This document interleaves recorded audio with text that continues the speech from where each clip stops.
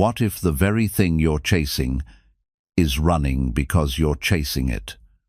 What if the peace you're begging for is waiting for you to let go? In this audiobook, you'll discover the quiet power of detachment, not as giving up, but as tuning in. The universe doesn't respond to desperation. It responds to alignment. So breathe, release, trust. Because what's meant for you will never miss you, and what misses you was never yours to carry. Chapter 1. The Power of Letting Go. Letting go doesn't mean giving up. It means releasing the tight grip of control and allowing life to unfold the way it's meant to. Most people hold on, not because things are working, but because they're afraid of what happens if they don't. But in truth, freedom begins the moment you stop holding on so tightly. It's the first breath after suffocation, the calm after the inner storm.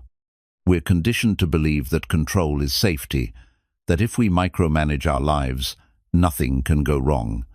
But control is a heavy illusion. It's a prison disguised as a plan. When we try to force outcomes, we end up exhausted, anxious, and disappointed. Letting go is the brave act of surrendering to the unknown, with trust that it's all working for us. When you let go, you create space for new blessings, new people, and new direction. Holding on keeps your hands full of what no longer serves you. How can you receive what's next if you're gripping what's already done? Letting go is not loss, it's alignment. True power doesn't come from control.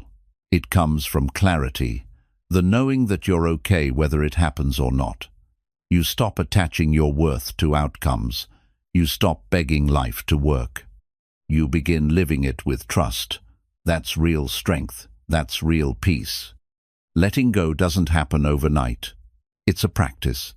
You notice yourself clinging to an idea, a person, a timeline, and you gently release it, again and again. It's a daily decision to trust that what's meant for you will stay, and what leaves is not a punishment but protection. The mind will fight the unknown. It wants certainty, not mystery. But the unknown is where magic lives. That's where growth and miracles dwell. If you knew how everything would turn out, you'd never build faith. Letting go is the door to deeper trust in yourself and the universe. Often, we hold on out of fear that we'll miss out, be alone, or fail. But fear is not a foundation for a meaningful life. When you let go of what fear told you to keep, you make room for what love wants you to experience. You stop surviving. You start expanding. Letting go doesn't mean you stop caring. It means you care enough to allow things to unfold naturally. You detach with grace, not bitterness. You love from wholeness, not attachment. You begin to see that peace is more valuable than control ever was. There's a quiet confidence that comes with letting go. You no longer need to chase, prove, or beg. You begin to trust your worth so deeply that you don't need to fight for a seat at any table. You know that what aligns with you will find you without force. Think of a clenched fist, tight, tired, tense. Now imagine opening that hand, relaxed, receptive, calm. That's the shift letting go brings. You stop resisting life and start flowing with it. You go from fear-driven to faith-led. Control is heavy, surrender is light. One drains you, the other frees you. Letting go isn't weakness, it's wisdom. It's knowing what you can influence and what you must release. It's trusting that you don't have to carry it all. You never did. People fear letting go because they confuse it with losing. But what if you're not losing anything? What if you're just clearing space for what truly belongs? Letting go isn't subtraction, it's sacred realignment. Letting go is also letting go of who you used to be, the version of you that needed approval, that feared rejection, that settled for less. You release the identities you outgrew. You step into the self you're becoming. Sometimes the greatest healing comes not from adding more, but from releasing what's been weighing you down, the burdens, the expectations, the attachments, all of it. Letting go is the first act of true self-respect. Letting go opens the door to clarity. When you're no longer clouded by obsession or fear, your mind becomes clear. You begin to hear your intuition again. You begin to feel your own energy without outside interference. This isn't about ignoring emotions or pretending everything is okay. It's about feeling everything, then releasing what isn't yours to hold. It's about processing, not clinging, healing, not hiding. Letting go is emotional intelligence in action. We all want certainty, but life doesn't operate on our deadlines. The more we try to control the outcome, the more we suffer. Letting go invites peace by trusting the process instead of fighting it. It says, I'm open, I'm ready, I release. Think of the seasons they never force themselves. The trees let go of their leaves not in sadness but in wisdom, because letting go allows new life to grow. You are no different. Shedding the old is how the new begins. Letting go doesn't mean you won't feel pain. It means you won't live in it forever. It means you choose healing over replaying, growth over guessing. It's the silent decision to move forward, even when you don't have all the answers yet. You don't have to know how it will work out. Just trust that it will. Letting go is trusting that the energy you put out will return, maybe not the way you imagined, but better than you hoped. Life surprises those who stop forcing and start flowing. Your worth was never tied to what you held onto. The job, the relationship, the identity, those were chapters, not definitions. Letting go is realizing you are more than any one moment. You are the author, not the attachment. Lastly, letting go is an act of deep faith. It says, I don't need to chase what's mine. It says, I trust the unseen. It says, I choose peace over proof. And in that space, miracles are born. Because letting go doesn't end the story. It begins the next one. Chapter 2. Trusting the timing of your life. There's a quiet power in trusting the timing of your life, a wisdom that says, I don't need to rush what's unfolding. We live in a world obsessed with speed, but growth is rarely instant. Flowers don't bloom overnight. Mountains aren't formed in a day. Your journey too is unfolding in perfect time even when it doesn't look like it. We often feel behind because we compare our timeline to someone else's highlight reel. But your life isn't late, it's aligned. The things meant for you are not on someone else's path, and they're not on your rushed schedule either. Trusting the timing means releasing comparison and choosing presence. Every delay holds a lesson. Every detour carries direction.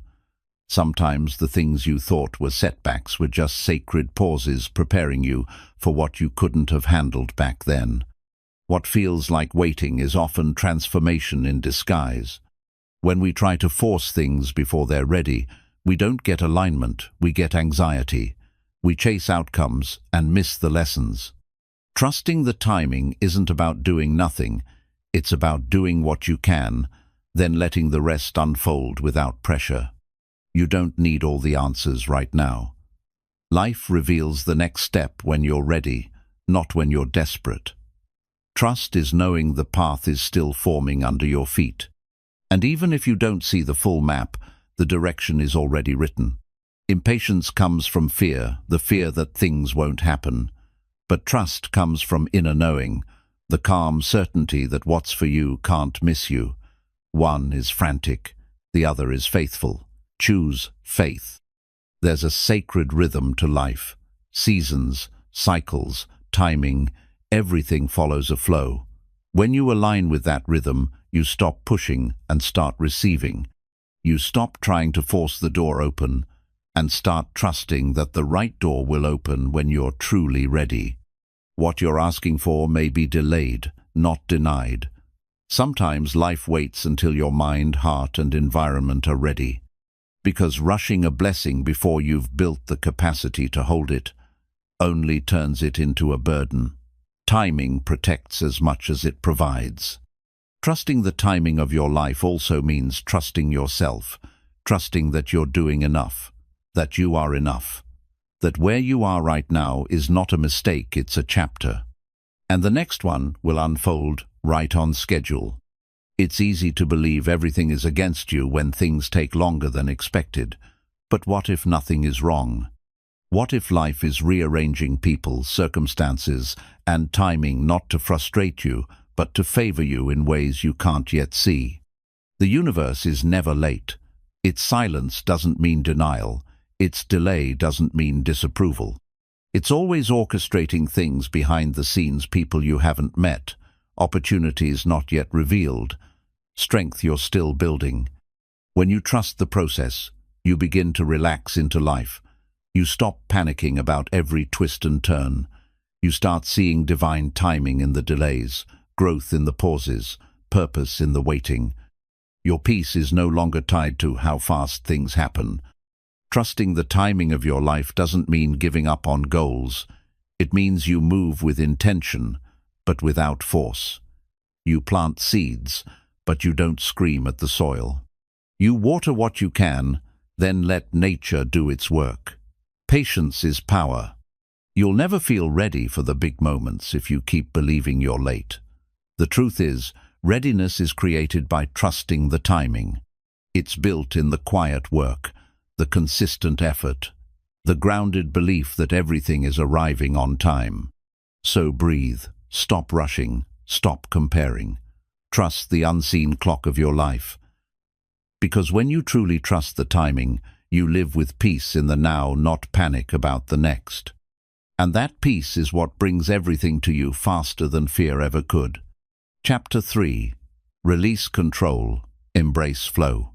We spend so much of our lives trying to control the outcome, scripting every move, forcing every plan, fearing every detour. But control is an illusion, and the more you grip, the more you suffer. True peace doesn't come from control. It comes from trust, the kind that lets you loosen your hold and allow life to unfold. When you live in control mode, you're constantly resisting reality. You try to bend everything to your expectations, only to feel anxiety when it doesn't align. But flow begins where resistance ends. It begins when you stop fighting what is and start dancing with what could be. Embracing flow isn't about being passive, it's about being aligned. It's learning when to act and when to allow, when to push and when to pause. Life has a rhythm, and when you trust that rhythm, you begin to move with it instead of against it. The need for control often comes from fear. Fear that if you don't force it, it won't happen. But control restricts your vision. It narrows your awareness to what you want so badly that you miss what's better trying to reach you. Flow requires faith in what you cannot yet see. Control says, make it happen. Flow says, let it unfold. One drains you, the other sustains you. When you release control, you stop trying to manipulate every detail. You stop micromanaging life. You create space for miracles, for the unexpected blessings you didn't plan but deeply needed. Some of your greatest breakthroughs will come the moment you surrender. When you stop demanding answers and start listening. When you stop clinging to your timeline and start trusting divine timing. Life responds to surrender more than struggle. You don't need to fix every moment. Not everything is broken. Some things are shifting, evolving, healing, but that can only happen when you release the urge to interfere. Your job isn't to control everything. It's to trust what's being revealed, even if it doesn't look like what you imagined. Trying to control the journey blocks the natural flow of life. You become rigid, impatient, reactive. But when you let go, you start to notice the signs, the nudges, the synchronicities that were always guiding you. Flow invites awareness, while control invites tension. Letting go doesn't mean giving up, It means giving in to the greater intelligence of the universe. It's choosing alignment over force, ease over stress. You still take action, but not from panic, from peace. That shift changes everything. The more you try to control others, the more you lose connection. Flow honors freedom, your own and others. It teaches you to allow people to grow at their pace, love in their way, learn in their timing. Control builds walls. Flow opens doors. Your intuition speaks loudest in stillness, not struggle. When you release control, you create space to hear that voice. You begin to move from inner guidance instead of outside pressure. That's where your power lives, not in forcing, but in following the flow of what feels right. When you resist what life brings, you miss the lesson. When you embrace it, you unlock the wisdom. Control says, "This shouldn't be happening." Flow asks, "What is this here to teach me?" That shift opens your heart to growth. Most of your stress isn't about what's happening, it's about your need to control it. But stress melts when you start trusting, when you stop trying to fix the unknown and begin living in the now. That's where life flows freely in the present moment. You've been conditioned to believe control equals safety, but it's an illusion. Control is exhausting, flow is liberating. It's not about having no direction, it's about having direction without desperation. That's where your energy becomes limitless. Sometimes you have to let go of the plan to receive the purpose. Control keeps you fixated on what you think should happen. Flow allows what's truly meant to happen. And more often than not, what's meant is bigger and better than what you imagined. The journey gets lighter when you stop carrying the need to control. You begin to see life as a partnership, not a battle. You do your part, then you let the universe do the rest. That balance brings you peace, presence, and unexpected joy. Flow doesn't mean everything goes your way. It means you trust even when it doesn't. It's a mindset one that knows you are supported, even in silence, guided, even in chaos, and held, even in your hardest chapters. Release the pressure to force things into place. Life isn't a puzzle to be solved, it's a path to be walked. And when you walk it with openness, you begin to see signs everywhere. Evidence that life is responding to your surrender. Stop gripping, stop forcing, stop fearing every unknown. Breathe. Loosen your grip. Flow finds you when you finally say, "I don't have to control this to be okay." That sentence is your freedom. That surrender is your power. Control is heavy, flow is light. Let go of what you think should happen. Embrace what's unfolding. You'll find that life becomes more beautiful when you stop trying to drive it and start letting it carry you forward. Chapter 4. Detachment is not indifference. Detachment is often misunderstood. It's not about being cold or careless. It's about creating space between your identity and the outcome. It means caring deeply but not clinging desperately. It's choosing peace over obsession, alignment over attachment. When you're attached, you begin to confuse your worth with results. You base your self-esteem on whether things go your way. But detachment reminds you, your value is not defined by outcomes. You are enough, even when things don't unfold as planned. Indifference is apathy. Detachment is awareness. Indifference says, "I don't care." Detachment says, "I care, but I'm not controlled." There's power in being fully invested, yet emotionally free. You can give your best and still let go. You don't need to disconnect from emotion, you need to unhook from control. Detachment allows you to feel everything, but not be ruled by it. It gives you the ability to experience love, ambition, and hope without letting them become your identity. When you're detached, you can observe your life without judgment. You stop labeling every delay as failure, every rejection as personal. You gain clarity. You begin to respond instead of react. That shift is what creates emotional intelligence. Holding on too tightly suffocates the very thing you're trying to grow. Whether it's a dream, a relationship, or a goal, attachment can poison it with fear. But when you loosen your grip, you allow it to breathe, to expand, to evolve naturally. Detachment brings peace because it frees you from the emotional roller coaster of outcomes. You stop rising and falling with every external change. Instead, your peace becomes anchored in who you are, not in what happens. There is beauty in letting things be. When you detach, you stop trying to force people to act a certain way. You stop trying to fix everything. You let people show you who they truly are, and that truth becomes your clarity. Detachment isn't about withdrawal. It's about boundaries. It means protecting your energy from things that don't serve your growth. You no longer chase validation or cling to what drains you. You become grounded, not guarded. In detachment, there is freedom, the freedom to show up fully without fear. You can give love without needing it, returned in a specific form. You can pursue success without losing yourself in it. That freedom is power. People may mistake your calm for distance, but what they're witnessing is inner strength. Detachment gives you the ability to stay rooted when life pulls at your edges. It gives you space to choose response over reaction, grace over urgency.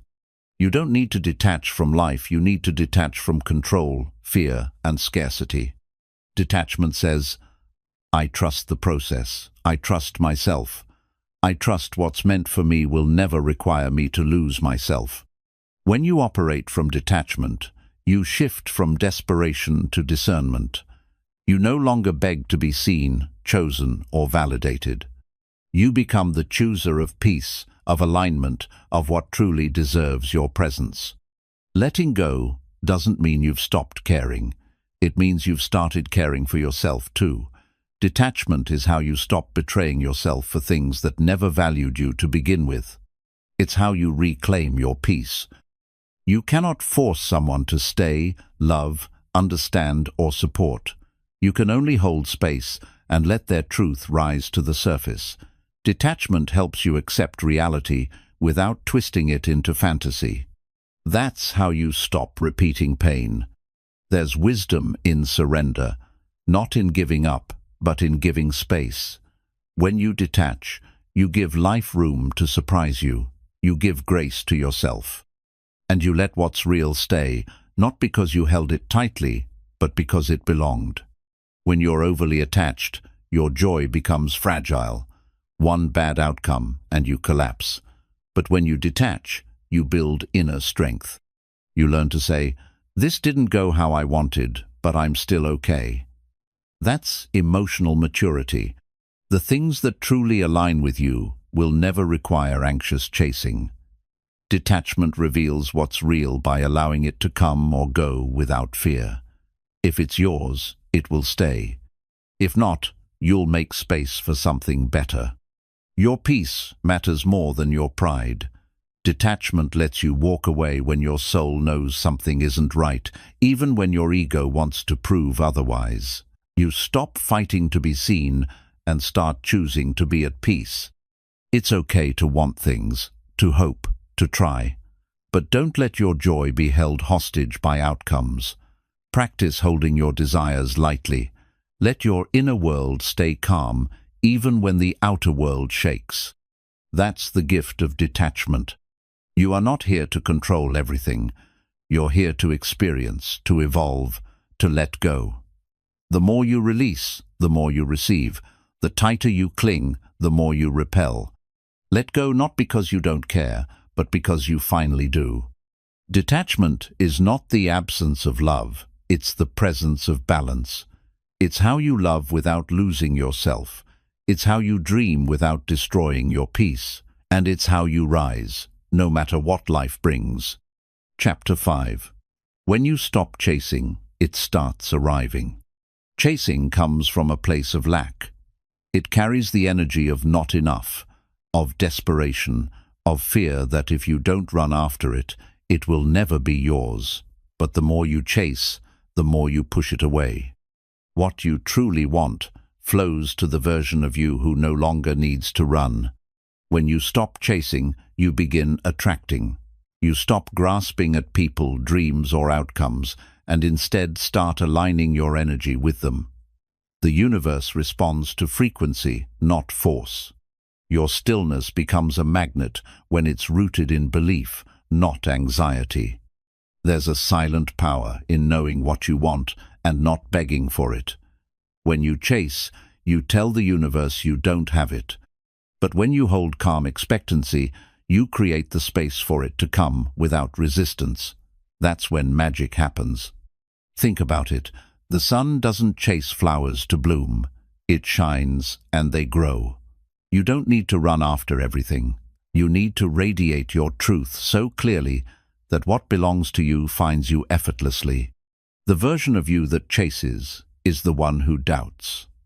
But the version that trusts doesn't chase, they choose, they align, they allow. They know what's meant, won't miss them, and they don't need to exhaust themselves to prove their worth. Chasing drains your energy. It distracts you from becoming. You waste your time trying to convince, impress, and win approval when the real work is becoming so grounded in your value that you no longer feel the urge to convince anyone. Letting go of the chase doesn't mean giving up on the dream. It means stepping into alignment with it. Instead of saying, "Please choose me," you say, "I choose myself." That shift turns your energy from scarcity to abundance. People can feel when you're chasing. It comes off as pressure, insecurity, urgency. But when you stop chasing, you exude peace, wholeness, confidence. You become a frequency people want to be around, not one they feel burdened by. When you stop chasing love, the right kind of love finds you. When you stop chasing success, meaningful opportunities show up. The more you let go of the need to prove, the more you give life the freedom to deliver in unexpected ways. You are not supposed to spend your life running after everything. You're supposed to build a life so aligned, so grounded in truth, that the things meant for you feel drawn in, not pulled by force, but drawn by energy. Chasing creates noise. It clouds your intuition. It makes you settle for what answers your urgency, not your soul. But when you get quiet, when you stop the chase, you start hearing the whispers of your path again. It takes courage to stop chasing, to trust that what you're meant for will meet you where you are. But the moment you stop trying so hard to grasp it is often the moment it reaches out to you. The pause invites the arrival. Not everything requires pursuit. Some things require preparation. Instead of running after it, build yourself into the version who holds it with grace. The dream arrives when you're truly ready, not when you're exhausted from trying. The chase is based in time. I need this now. But alignment is based in trust. It's already on the way. You can live your life either rushing or receiving. The choice determines whether life feels like a grind or a gift. Every time you chase something, ask yourself, am I chasing this because I truly want it, or because I'm afraid without it I'm not enough? That question reveals where your power is leaking. Reclaim it through presence, not pressure. Abundance doesn't chase, it attracts. When you stop proving, stop begging, and stop running, you start becoming. And that becoming is what pulls the right people, paths, and possibilities into your orbit. Look back at your life, how many things came to you once you let go. That's not coincidence. That's energetic truth. The universe honors surrender far more than struggle. When you release, you signal readiness. You don't manifest by clenching your fists. You manifest by opening your hands, by knowing deeply that you're enough without it and still holding the vision. That paradox of desire and detachment is where manifestation lives. Your worth is not measured by how hard you chase. It's measured by how fully you embody. Embody peace, and peace finds you. Embody love, and love shows up. Stop running, start radiating. Let others chase noise you, stay rooted in truth. Let others seek validation you, stand in your knowing. When you stop chasing, you stop leaking energy. You begin to magnetize everything meant for your evolution. When you become still, you begin to see clearly. You stop forcing open, locked doors and notice the ones already open. The chase makes you blind. Presence gives you vision, and with vision comes wisdom. You've never needed to chase what was yours. You only needed to become the version of you who no longer doubts it. That version doesn't chase. That version receives. When you stop chasing, you begin to prioritize inner peace over outer approval. You start moving in silence, no longer broadcasting your every goal in search of praise. You become deeply rooted in your journey, not to prove, but to evolve. Letting go of the chase allows you to finally meet yourself. You turn inward and ask, what part of me feels incomplete? And then you begin healing that part, instead of seeking someone or something else to complete it. The universe responds to your state of being, not your effort to control it. When you shift from force to flow, you invite miracles. The things you once chased begin to appear not because you worked harder, but because you aligned deeper. The energy of chasing carries tension, fear, and impatience. But when you release that energy, you start moving from trust. Trust is magnetic. It tells life, I'm ready without needing to cling, and that calmness attracts everything faster. You were not meant to live in constant pursuit. You were meant to rise, align, and allow. Life isn't about frantic motion, it's about focused becoming. When you become what you seek naturally finds you. The right people won't need to be chased. The right opportunities won't require constant persuasion. What's meant for your soul won't need pressure. It will arrive when you're in alignment, not when you're in panic. Sometimes the delay is divine. The pause teaches you how to stop chasing and start trusting. The space between wanting and receiving is where your character gets built. Don't rush that space, become in it. When you chase, you're telling life you don't believe it'll come to you. But when you relax into expectancy, you shift the entire frequency. You're no longer a beggar of blessings, you're a carrier of them. You'll know you've stopped chasing when you no longer feel the urgency to be chosen. You don't chase people, outcomes, or timelines anymore. You trust that the ones who are meant to choose you already feel you, even in your silence. Many people never receive because they never stop chasing. They grip so tightly to what they want that they close the door to grace. Open your hands, soften your timeline. Let it find you when the moment is truly meant. The greatest strength is restraint, not in emotion, but in motion. The strength to sit still, to not chase, to breathe and believe. That strength tells the universe you're ready, not needy. Ready. Releasing the chase is how you reclaim your energy. You stop wasting time overthinking, overgiving, overdoing. You start conserving your focus, protecting your mind, and preserving your spirit. That's how you level up. The moment you stop running is the moment you realize how much was already available. Clarity arrives when you're no longer clouded by desperation. The answers you've been chasing were waiting for your stillness. What if what you're chasing is only avoiding you because you're chasing it? What if the chase is the very signal that you don't have it? Flip the script, start living like it's already yours, and watch how everything shifts. The energy of I need repels, but the energy of I trust attracts. It's not about pretending you don't want it. It's about trusting that your worth isn't based on whether you get it or not. That's the vibration of power. In silence, everything becomes louder. Your truth, your direction, your knowing. The chase keeps you distracted. Stillness brings you home. And when you're home within yourself, Everything external starts moving in your favor. Let others run after validation you. Stay grounded in self-respect. Let others chase clout you, build legacy. You don't need to sprint to arrive. You need to align and evolve. What's yours will recognize you in that state. Even your biggest dreams don't want to be chased, they want to be aligned with. They want you to rise to their level, not run beneath them. Meet your vision with inner work, not outer struggle. Then watch it rise to meet you. Becoming magnetic isn't about trying harder, it's about becoming clearer.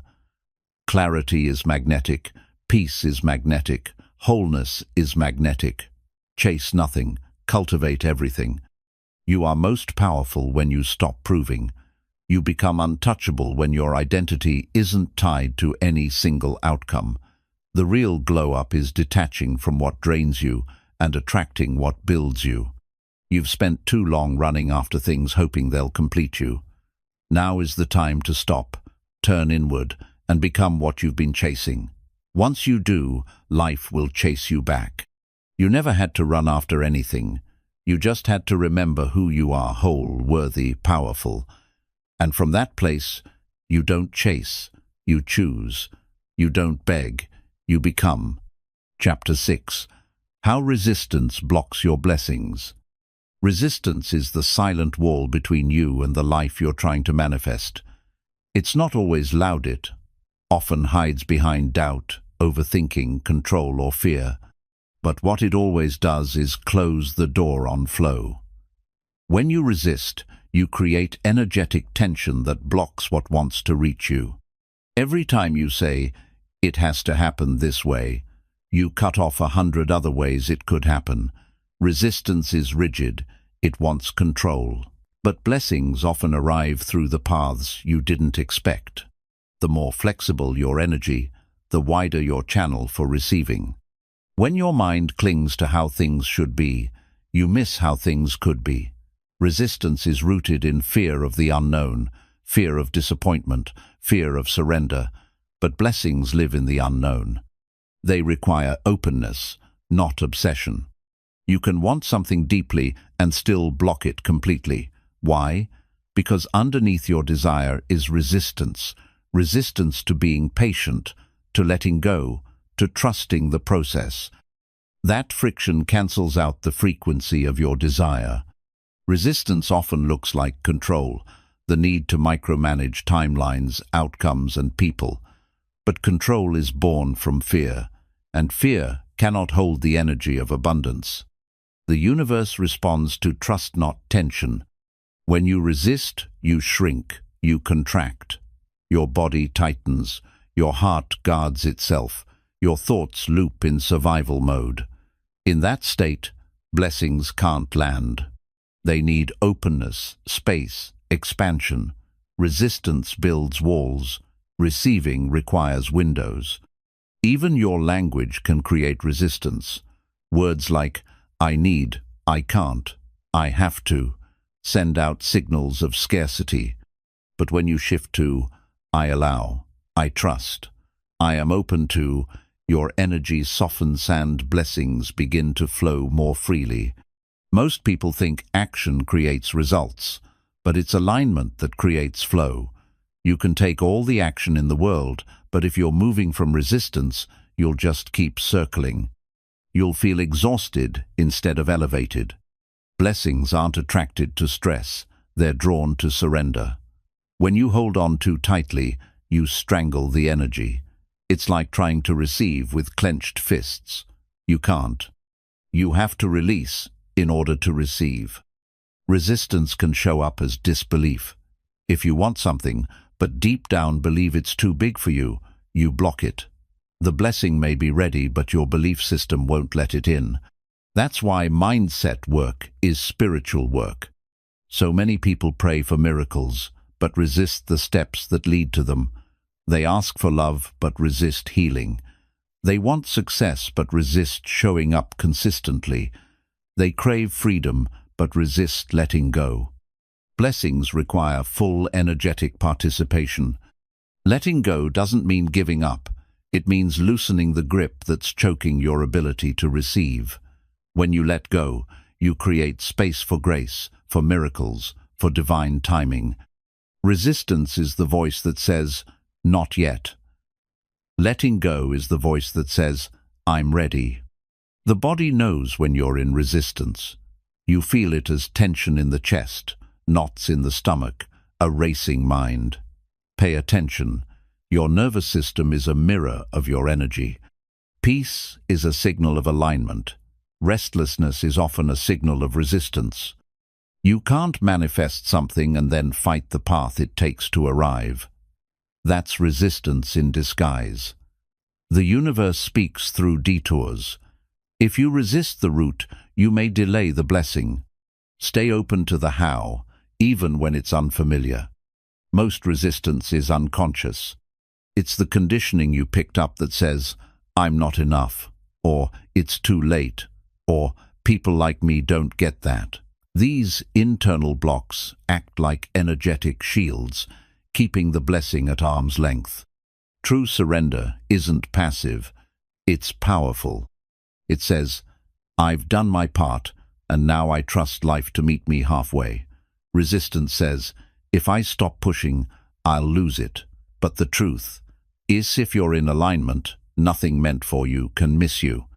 When you clear resistance, blessings come faster. People call it luck or divine timing. But often, it's just you finally getting out of your own way. The moment you stop blocking it, the things you've been asking for start showing up. Even resistance to being seen can block your growth. You want success, but are afraid of visibility. You want love, but fear vulnerability. You want more, but resist responsibility. To receive fully, you must also be ready to receive. Don't fight your resistance. Observe it. Ask what it's protecting. Many times, it's an old fear trying to keep you safe, but safety isn't always truth. The same wall that shields you from pain also keeps out your potential. You were not meant to live clenched. You were meant to open, to expand, to rise. Resistance is the final barrier between the life you dream of and the life you live. Break it by trusting more than you fear. You don't need to do more. You need to unblock more. Your blessings are already en route, but your resistance is the red light in the way. Shift your energy, and you shift your entire reality. Let today be the day you choose trust over tension. Let go of the outcome. Release the how. Align your energy with peace, and watch how effortlessly things begin to move in your favor. The blessing is not ferrets just waiting on you to stop resisting it. Sometimes resistance isn't loud, it's subtle, like procrastination, hesitation, or the constant urge to overplan. It looks like perfectionism, but it's really fear in disguise.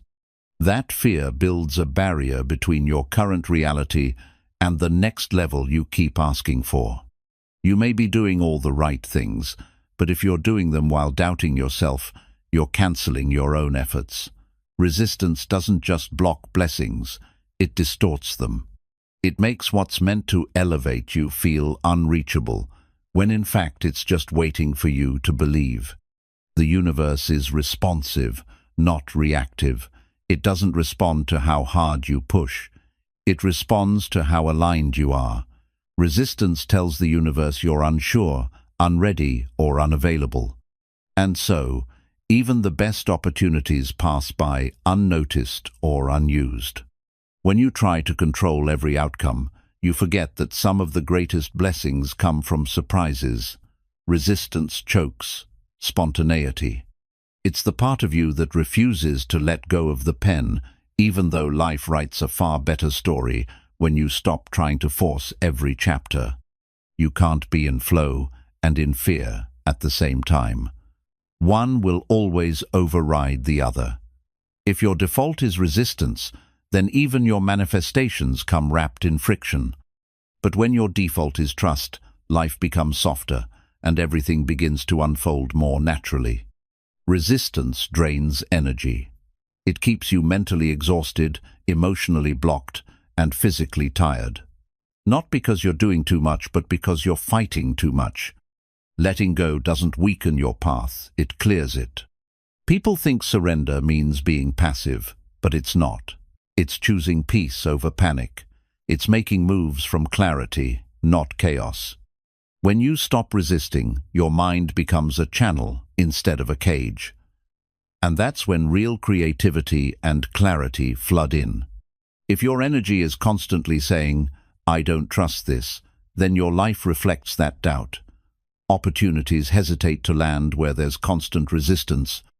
But when your energy says, "I'm ready, I'm available," the gates begin to open. Resistance is a silent prayer for things to stay the same.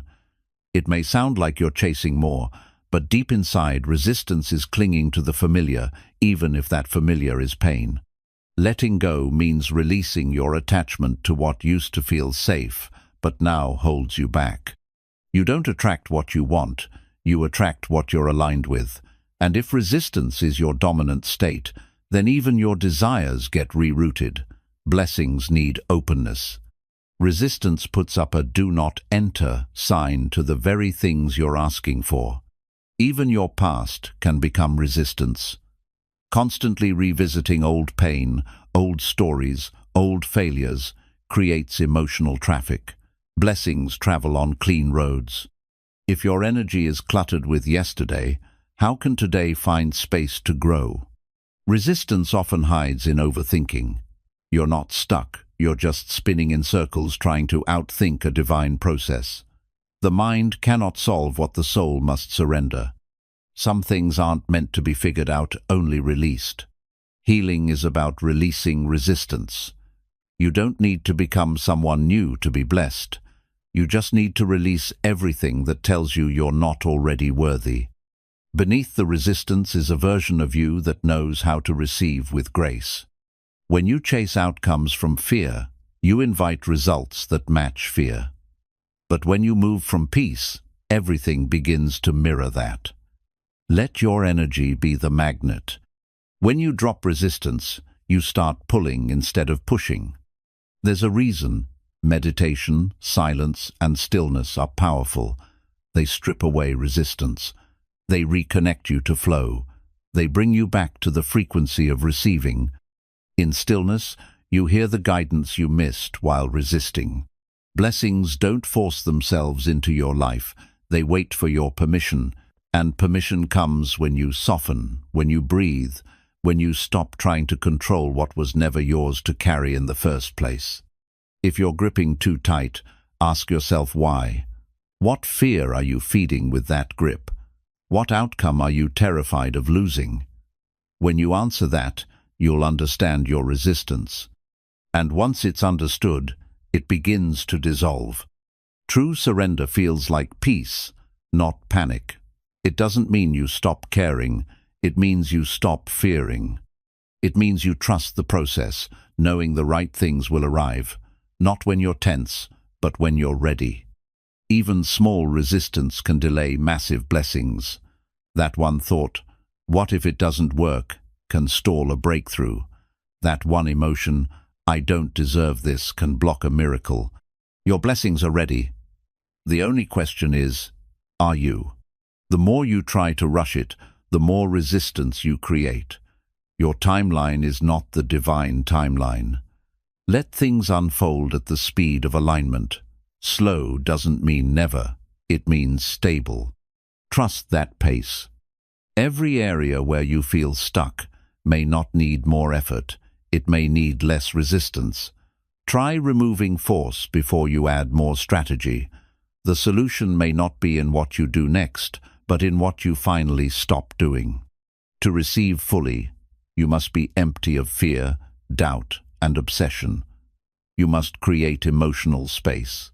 That's the gift of releasing resistance. It frees you from chasing and opens you to attracting. And in that stillness, blessings don't just arrive, they flow. Chapter 7. Surrender is a strength. Surrender isn't weakness. It's choosing peace over panic. It's standing still when everything inside you wants to rush. It's realizing that forcing your way through life doesn't make you powerful, it makes you tired. Strength is found in the stillness where trust lives. When you surrender, you shift from trying to control everything to allowing what's meant to find you. You stop gripping life so tightly that it can't breathe. Surrender is not giving up, it's giving in to the flow of what's right, not just what's rushed. Many think surrender is a last resort, but in truth, it's the most powerful move you can make. It means you've finally understood that you can't manipulate divine timing. You no longer beg for doors to open. You walk in faith until the right one does. True strength is knowing when to act and when to wait. Surrender teaches you the sacred art of patience, not passive waiting, but powerful trusting. It's knowing you've done your part, and the rest is no longer yours to control.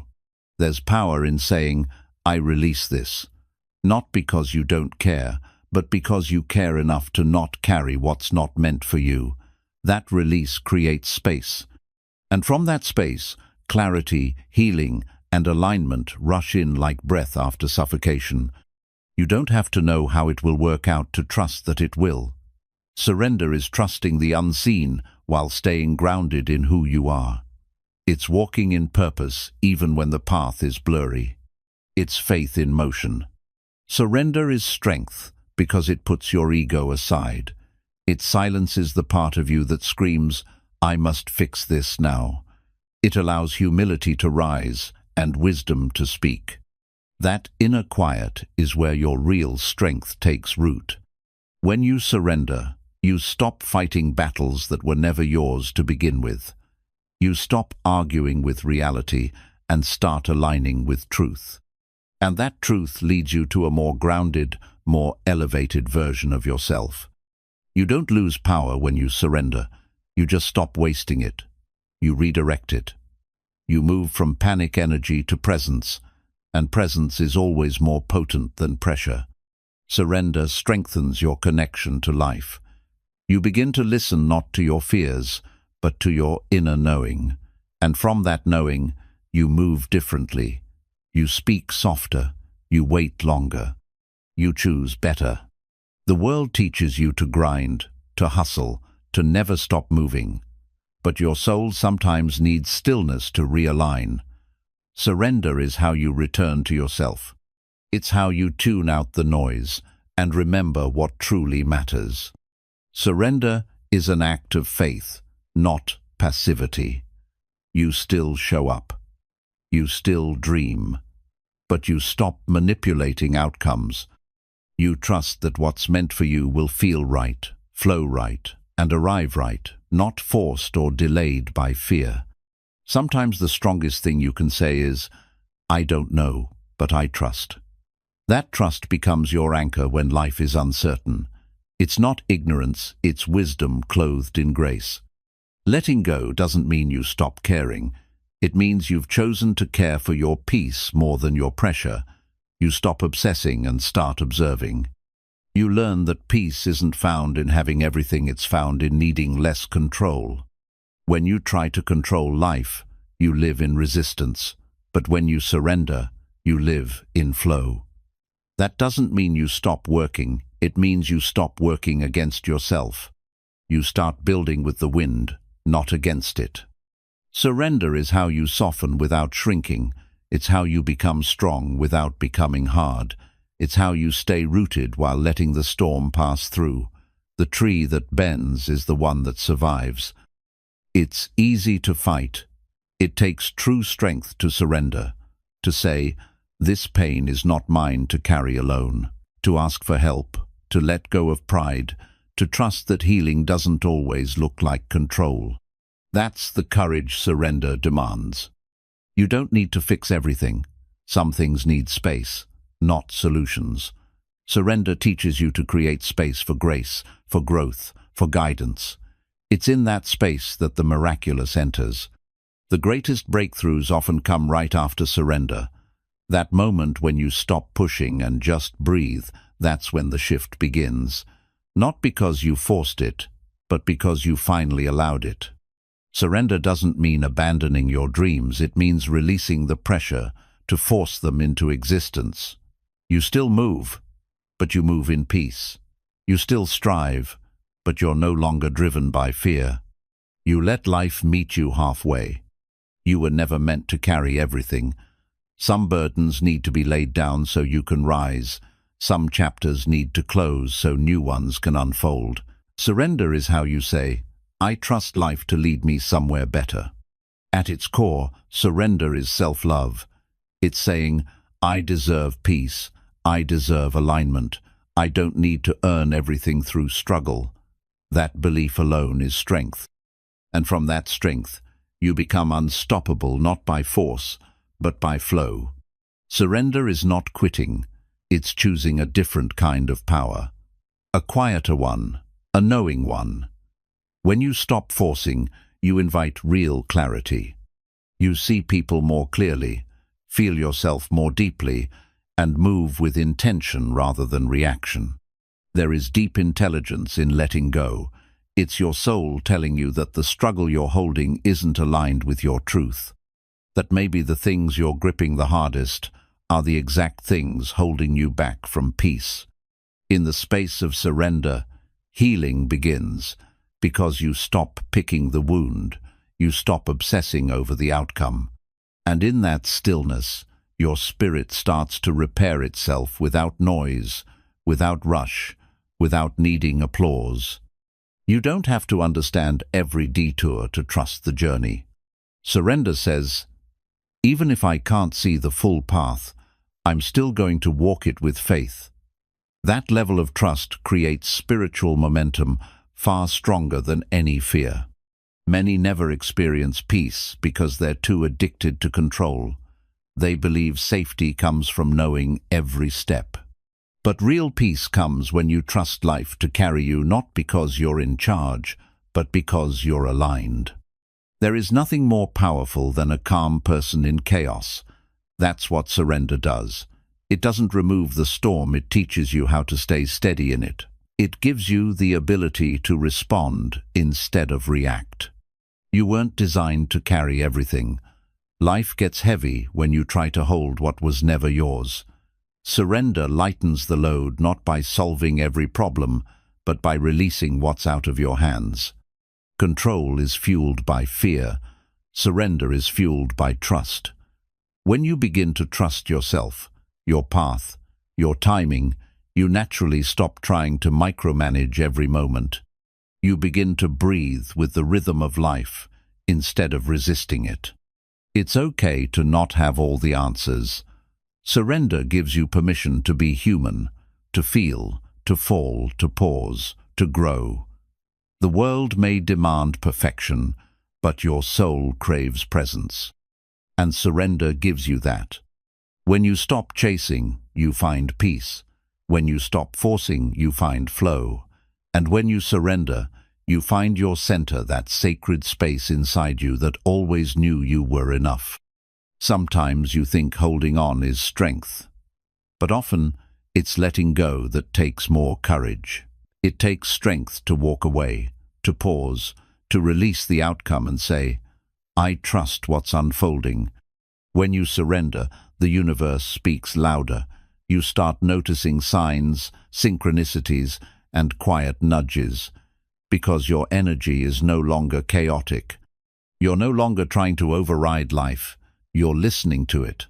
Surrender is the doorway to transformation, because when you stop being who you think you need to be, you become who you really are. And that version of you is not built on fear, it's built on trust.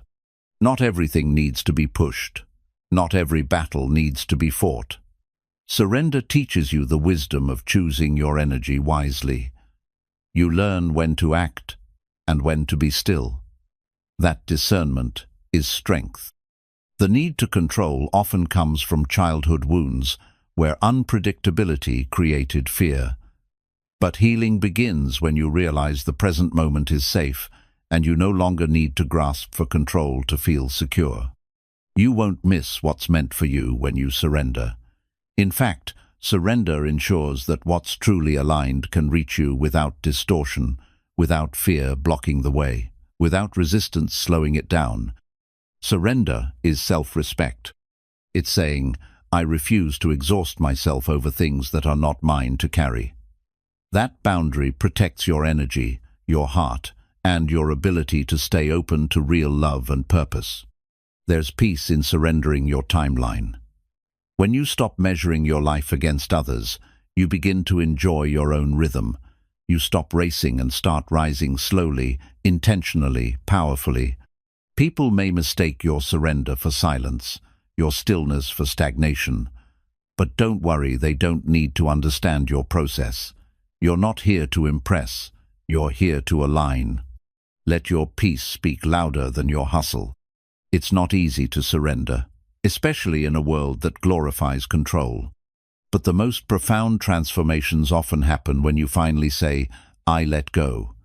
Not because you're done trying, but because you're ready to trust something higher. Surrender doesn't mean you stop desiring. It means you stop attaching your worth to the outcome. You can still dream big, but your peace doesn't depend on whether or not it happens. That's emotional freedom. The moment you surrender, your nervous system relaxes, your mind clears, your heart opens. And in that openness, you begin to receive what your control was blocking all along: peace, direction, and the next right step. Chapter 8. You are always guided, even in silence.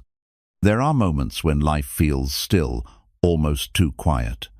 In that silence, it's easy to doubt, to wonder if anything is happening behind the scenes.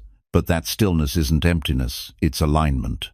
You're being guided, not with noise, but with nudges only your soul can hear. Guidance doesn't always come in the form of answers. Sometimes it comes as a gentle whisper of peace when you think everything is falling apart. That calm is not random, it's direction. It's the universe telling you, keep going, you're not lost. You may not always feel the path under your feet, but the path is always there. Each step, even when uncertain, is part of the unfolding. Silence is the language of the divine. And if you learn to sit with it, it will reveal more than any external noise ever could. When life quiets down, your intuition grows louder. You begin to notice things others miss. You become sensitive to energy, to people, to moments that feel like déjà vu. That's not coincidence, it's confirmation. You're tuned in to something higher. We're taught to expect loud signals, a clear voice, a perfect sign, an exact roadmap. But real guidance is rarely like that. It's subtle, a repeated thought, a recurring dream, a persistent feeling. It's the universe tapping your shoulder and waiting for you to notice. Sometimes your confusion is sacred. It's the fog before the breakthrough. In that fog, you're not abandoned, you're being asked to trust without proof. That kind of trust rewires your soul. It turns doubt into devotion. Even your detours are guided. The relationships that didn't last, the doors that didn't open, the jobs you didn't get, they weren't failures, they were redirections. Proof that something higher has always been steering you away from what's not meant. When nothing makes sense, that's often when the most transformation is happening. The universe tears down your false sense of control so that it can rebuild you with truth. Silence is not absence, it's preparation. You've felt it before, that unexplainable peace in the middle of chaos. That's your proof. That's your inner compass aligning with something unseen. You may not know the whole map, but you're being guided step by step. You don't need a loud sign to know you're on the right path. Peace is the real sign. If something brings clarity, even if it's hard, that's guidance. If something drains your soul, even if it looks good on paper, that's redirection. Silence forces you to listen differently, not with your ears, but with your heart. And once you train yourself to trust that kind of listening, you never get truly lost again. You learn to move not by sight, but by energy. You are not forgotten, you are being shaped. Just because you can't see movement doesn't mean it's not happening. Seeds grow in darkness, and so do you. The quiet seasons are the soul's greatest classroom. When you're in silence, your connection to Source strengthens. There's no interference, no static, just a direct line between your spirit and the divine. You begin to feel your way forward, and that's a more powerful guide than logic. You might feel alone, but you've never been without guidance. Even in your darkest hours, something inside you kept going. That something is not weakness, it's the inner voice of your higher self, reminding you that your story isn't over. Life doesn't yell when you're off track. It gently nudges you with discomfort, misalignment, restlessness. Don't ignore those signs. That's your soul signaling you to realign. The pain is often the message. It's okay to not know where you're going. The truth is, clarity comes in layers. You get just enough to take the next step, and only when you take it does the next one appear.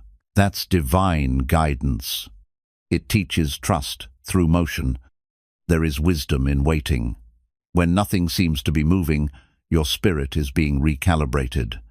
You're being cleared of noise, distractions, and false identities. You're not stuck, you're being still to strengthen your next leap.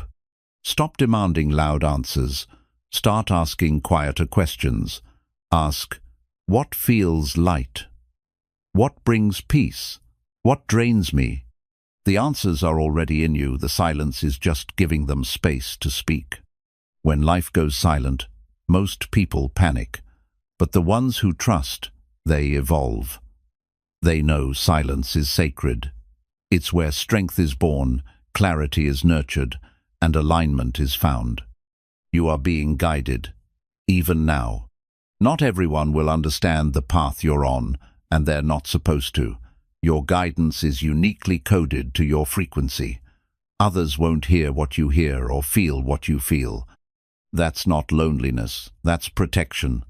Your story is being written in spaces unseen. Your healing is unfolding between the lines. Trust the quiet. Trust the pause. Trust that what's forming in stillness is bigger than anything you've had to force. In a world that rewards noise, be someone who trusts the quiet. Let silence shape your strength. Let trust replace urgency. You don't have to chase alignment, you just have to stop running from it. Guidance doesn't always need a signpost. Sometimes it's a sudden sense of peace after making a decision, or a moment of stillness that whispers, "This is right." When you stop expecting loud directions and start tuning into subtle feelings, everything becomes a message.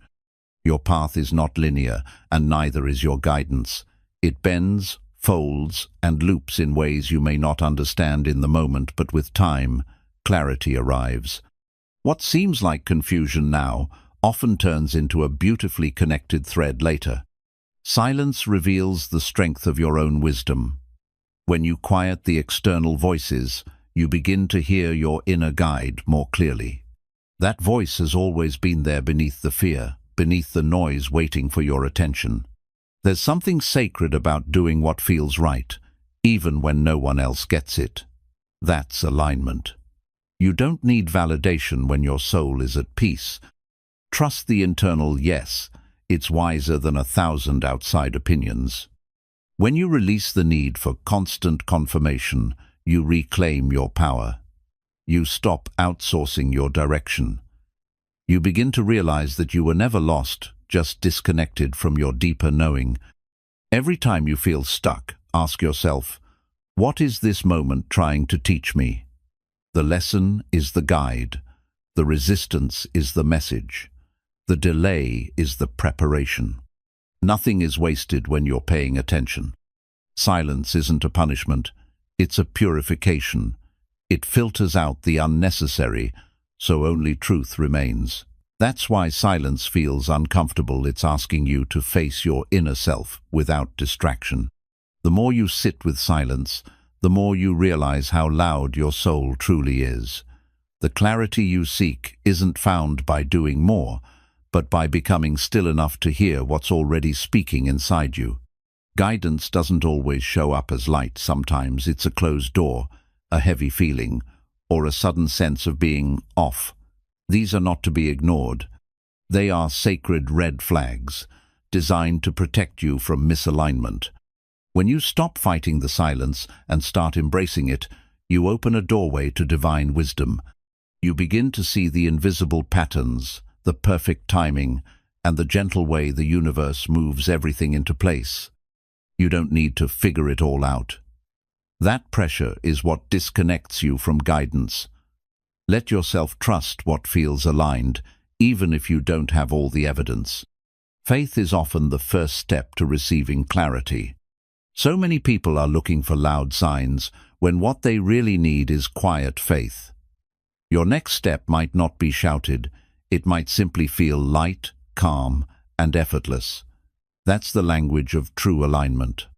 Your inner compass always works, but only if you stop spinning the needle. Calm your thoughts. Breathe. Stop searching so hard, and you'll realize the answers are rising within you like the sun behind the clouds. The universe speaks in flow, not force. If you feel like you're pushing uphill, maybe it's not the right hill. Alignment doesn't require aggression. It requires attention to the way things feel, not just the way they look. If you ever feel lost, go quiet, walk in nature, listen to music that moves you. Journal, sit in stillness. These are not wasted moments. They are sacred rituals of reconnection with your inner guide. The people around you may not understand your quiet season, and that's okay. Silence isn't about them. It's about you rediscovering who you are without the noise, the pressure, or the need to please. Don't confuse lack of movement with lack of guidance. Sometimes the most powerful growth is invisible. Roots don't show while they're strengthening, but they're doing the most important work beneath the surface. In silence, you start recognizing patterns, how certain things keep returning, how energy shifts around specific people, how your body reacts to different choices. This awareness is guidance in its most honest form. You are not disconnected. You're just being refined. Sometimes the universe pulls you inward before it pushes you forward. It's in the silence that your inner strength is sharpened. The still moments are when healing happens. Old beliefs surface. Emotional weight rises. It can feel overwhelming, but that's not chaos, it's cleansing. You're being guided to release what's no longer yours. There's a soft knowing that grows when you stop demanding certainty. You begin to feel held by something larger. It's not always logical, but it's always true. You may not be able to explain it, but deep down, you know. Let this chapter be a reminder. Silence doesn't mean you're alone. It means you're listening. And the more you listen, the more clearly you hear the truth that's been waiting patiently beneath the noise. Chapter 9. Align with peace, not panic. Peace is a frequency, not a reward. It's not something you earn after everything is fixed. It's something you choose in the middle of the unknown. When you align with peace, you stop needing everything to make sense before you allow yourself to breathe. Panic is the mind's way of trying to control what it doesn't understand. But peace is the soul's response to remembering it doesn't have to control everything. You're allowed to be calm, even when life is not. You don't rise by resisting what is. You rise by softening into what's here. Peace doesn't mean you're passive. It means you trust. It means you know force isn't the same as power, and reaction isn't the same as alignment. There's a stillness in you that's deeper than the chaos around you. It's not found through distraction, but through presence. When you stop fighting the moment, you remember that peace was always within reach. Panic is loud, fast, and reactive. Peace is quiet, slow, and steady. And while panic can feel urgent, peace is what's actually effective. From peace, you choose wisely. From panic, you only escape blindly. In panic, you chase what's not yours. In peace, you attract what's already aligned. One drains you, the other restores you. The more you choose peace, the more clearly you see what deserves your energy. You can't force alignment through stress. You can only return to alignment through surrender. Stop overthinking your way into burnout.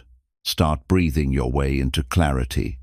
Peace is a practice, a decision you make again and again. It's choosing stillness when the noise invites you to react. It's saying, I trust life, when every fear says you shouldn't. Don't wait for everything to be perfect to feel peace. Feel peace, and let that create your next perfect step. You become magnetic when your energy is calm, because calm creates space for real connection. When you align with peace, you become harder to provoke. You stop handing your power to circumstances. You stop letting moods and people decide your mindset. You remember, energy is yours to guard. It's not about ignoring your emotions, it's about regulating them. Panic tells you to run. Peace tells you to breathe. One pulls you into reaction. The other guides you into wise response. You'll be tested often, not to break you, but to teach you how to return to your center. Every moment of chaos is an invitation. Will you spiral outward or anchor inward? Most people live in panic because they haven't practiced peace. But the more you pause, the more you choose presence, the more peace becomes your default, not your exception. Peace is more than a feeling, it's a foundation. It's what you return to when fear knocks. It's what reminds you that things are unfolding, even when they seem still. That life is flowing, even when it looks stuck. You don't find peace in the outcome, you find it in your alignment. You find it when your thoughts, feelings, and actions support your truth, not your fear. There will be moments when peace feels impossible, when anxiety clouds your mind and the unknown feels unbearable. That's when peace matters most. That's when choosing stillness becomes strength. Start small. Breathe.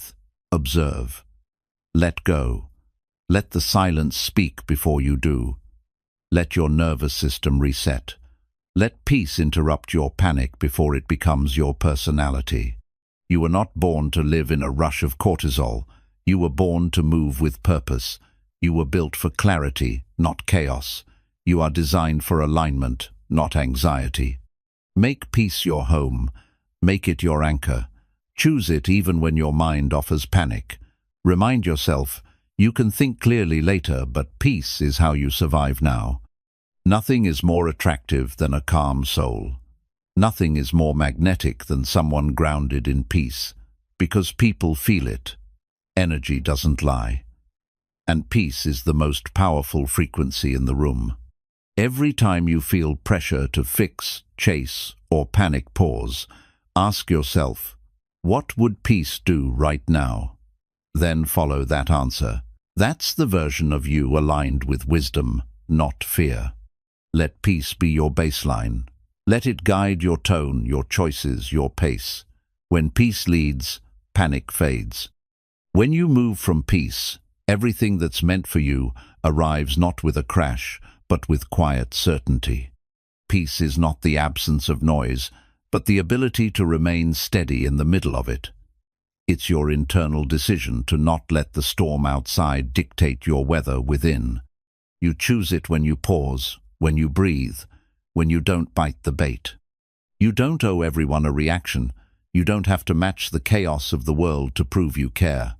Sometimes your calm silence is the loudest statement, a refusal to be pulled out of alignment by anything unworthy of your energy. Panic wants everything now. Peace trusts divine timing. When you're peaceful, you no longer rush what's meant to be slow. You understand that force fractures, but flow fortifies. You don't chase, you magnetize. In moments where fear tries to grip you, go inward. Ask yourself, what story am I believing that's causing panic?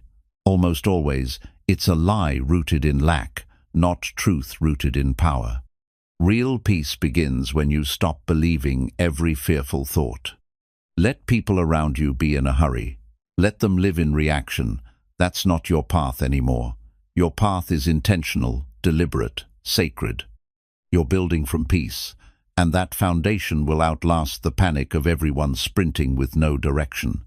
There's an elegance in peace, a quiet confidence. It's not loud, but it speaks volumes. When you walk into a room grounded in peace, you shift the energy. You don't need to explain your power, people feel it. It's not your job to carry everyone's chaos. Protect your energy. Say no with calm. Exit conversations that pull you into urgency. You're allowed to disconnect from environments that confuse movement with progress. You don't have to explain why you're calm. You don't need to defend your peace. The more deeply you embody it, the more you inspire others to do the same. Let your serenity be your leadership. Start noticing what triggers your panic. Is it rushing, overcommitting, pleasing, performing? These are all signs you're outsourcing your worth. Peace reminds you that you're already enough, even when you're doing less. You'll make better decisions when you're at peace. You'll communicate more clearly. You'll see the bigger picture. From peace, you'll choose based on vision. From panic, you'll choose based on fear. One builds, one breaks. If something threatens your peace, pause before engaging. Not everything requires your attention. Most of the time, your silence speaks louder than your defense. Peace is not passivity, it's power with precision. The world profits off your panic. It sells solutions to the chaos it creates. But peace can't be bought. It's cultivated. It's a muscle. You train it daily in how you respond, how you think, and what you allow into your mind. You don't have to win every argument. You don't have to fix every misunderstanding. Peace teaches you to prioritize your energy over your ego. If you're choosing peace, you're already winning. Breathe. Seriously slow, deep breath. Feel your body return to this moment. That breath is your anchor. That breath is your reminder that you're still here, still whole, still in control of how you carry this life. Panic lies. It exaggerates. It convinces you that disaster is the only outcome. Peace brings perspective. It reminds you that you've survived before, that not every feeling is a fact. That calm clarity is always an option. Protect your mornings. Start your day with peace before the world's noise tries to hijack your mindset. How you begin sets the tone. Choose stillness. Choose grounding. Let your day flow from inner quiet, not external pressure. There's strength in not reacting, in observing, in responding when ready, not when triggered. That pause is peace. It saves relationships. It protects your energy. It turns moments of chaos into moments of wisdom. Every time you return to peace, you're rewiring your nervous system. You're teaching your mind that safety doesn't come from control, but from surrender. That calm is not weakness, it's maturity. Let go of urgency. Let go of the pressure to perform. Let go of the timeline that's not even yours. Peace says, I'm not behind. I'm exactly where I need to be.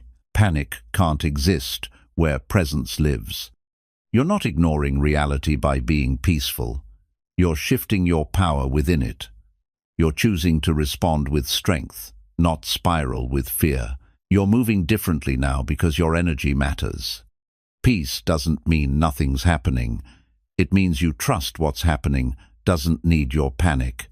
That life is still working in your favor even if you can't see how yet. The more you live from peace, the more you become a mirror for others to find it too. Be the reminder in a world that glorifies urgency that calm is a superpower. Let peace be your protest. Let peace be your revolution. Chapter 10. Letting go makes room for the right things. Letting go isn't about loss, it's about space. It's about clearing what no longer aligns so something better can arrive. You cannot receive with closed fists. When you loosen your grip on what's not serving you, you create room for what will. We often hold on to things out of fear. Fear of being alone, fear of failure, fear of the unknown. But fear keeps us clinging to comfort even when that comfort is crushing us. Letting go is the ultimate act of faith, it says. I trust there's more. Holding on to what hurts doesn't heal you, it hardens you. You build walls where you need windows. You protect wounds instead of transforming them. Letting go means choosing to stop reliving the pain and start rewriting the story. Not everything that comes into your life is meant to stay. Some people, habits and thoughts are chapters, not the whole book. The longer you try to force permanence where there's only a lesson, the more peace you push away. Letting go doesn't mean erasing the past, it means releasing its control. It means you honor what it taught you, then step forward without dragging it like a weight. You don't need to keep carrying what has already completed its purpose. You're not weak for walking away. You're wise. You're choosing alignment over attachment. You're choosing growth over guilt. Letting go isn't quitting. It's knowing you deserve something more aligned, more alive, more real. There's freedom in releasing what no longer fits. The moment you let go, your hands are open again. You stop gripping tightly to old patterns, and suddenly, life can breathe through you again. There's oxygen in release. The more you let go of what drains you, the more you realize how light you were meant to feel. We normalize heaviness so much, we forget what it's like to feel free. You deserve lightness. You deserve ease. You just have to choose it. Letting go creates clarity. It removes the noise. It silences the distractions. Suddenly, you see what was always there but buried beneath your attachment, your truth, your power, your peace. You don't need to explain your release. Not everyone will understand the boundaries you set, the shifts you make, or the exits you choose. But your healing doesn't need permission, it needs your protection. When you hold on to things out of habit, you create emotional clutter. That clutter blocks intuition, drains energy, and clouds your decisions. Letting go is spiritual decluttering. It sharpens your vision and restores your strength. The right things don't require you to shrink, chase, or beg. They flow, they fit, they nourish. But they often can't enter until you release what's occupying their space. You can't invite in peace if chaos still has the keys. Grief may follow letting go, but growth will follow grief. You'll mourn what's gone, but you'll also begin to bloom. That's the paradox. Release hurts before it heals, but the healing is always more powerful than the pain. Sometimes letting go isn't loud, it's quiet decisions, silent boundaries, gentle shifts in energy. You don't need dramatic goodbyes. Sometimes you just need to stop showing up where your soul no longer feels safe. Release expectations that were never yours to carry. Release timelines that were built from comparison. Release roles that kept you small. You're allowed to evolve. You're allowed to start again.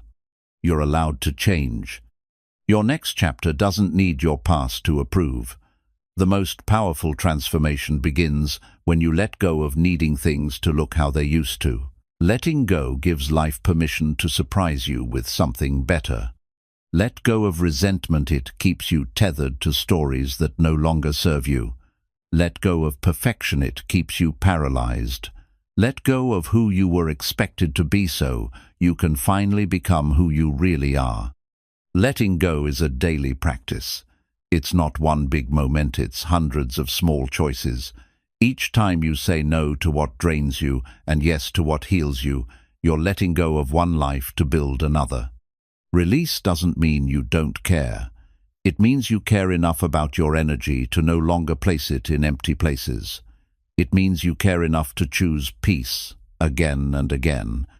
If you want to rise, you must release. You must detach from the weight that keeps you grounded in fear. Letting go is how you grow wings. It's how you become who you were always meant to be: unburdened, unbound, unstoppable. You don't find the right life by clinging to the wrong one. You don't find your power by staying stuck. Every time you let go of what's not yours, you take a step toward what is. Your next level is waiting, and it's lighter than you think. Letting go isn't weakness, it's wisdom. It means you've outgrown what no longer fuels your spirit. Sometimes, what once served you becomes what now stifles you. And the strongest move is choosing freedom over familiarity, even when it's hard. When you release, you're not just removing something, you're reclaiming space. You're making room for clarity, for peace, for what aligns with your evolution. You're allowing the next chapter to breathe, instead of letting the old one suffocate it. You can't fill your life with purpose while it's still full of past. Just like you can't download a new program without deleting the one that's crashing your system. Clearing out isn't about loss, it's about better function, deeper meaning. People often fear letting go because they confuse it with being empty. But the truth is, emptiness is the first step to being filled correctly. Letting go creates sacred emptiness space that invites the right things to finally enter. There's power in the pause that follows release. In that quiet moment after you let go and the world feels still and unsure, that's when you meet yourself. That's when your intuition speaks loudest. That's when transformation begins. Stop watering dead plants. Stop feeding what no longer grows. Your energy is too sacred to waste on anything that doesn't nourish your soul. What's meant to grow with you will never ask you to shrink to stay. Letting go is alignment in action.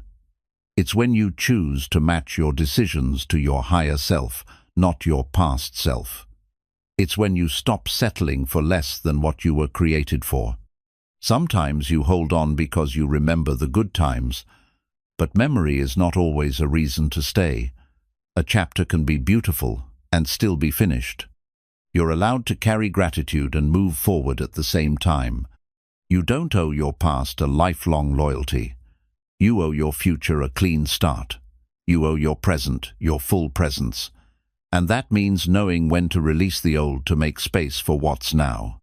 Letting go is an act of deep self-respect. It says, I'm done repeating the same lesson. It says, my peace matters more than this pattern. It says, I'm no longer sacrificing myself for the comfort of others. Don't confuse struggle with strength. Holding on out of fear doesn't make you committed, it makes you stuck. True strength is walking away when your soul is screaming for change, even if your comfort zone begs you to stay.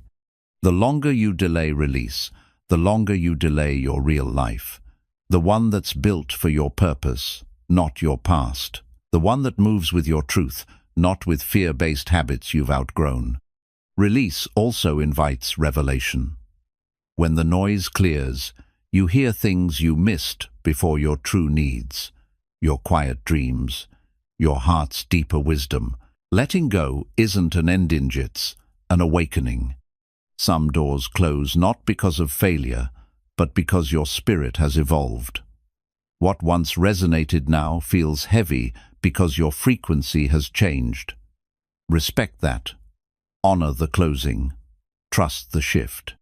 The need to control is often just a fear of letting go, but the illusion of control only brings tension.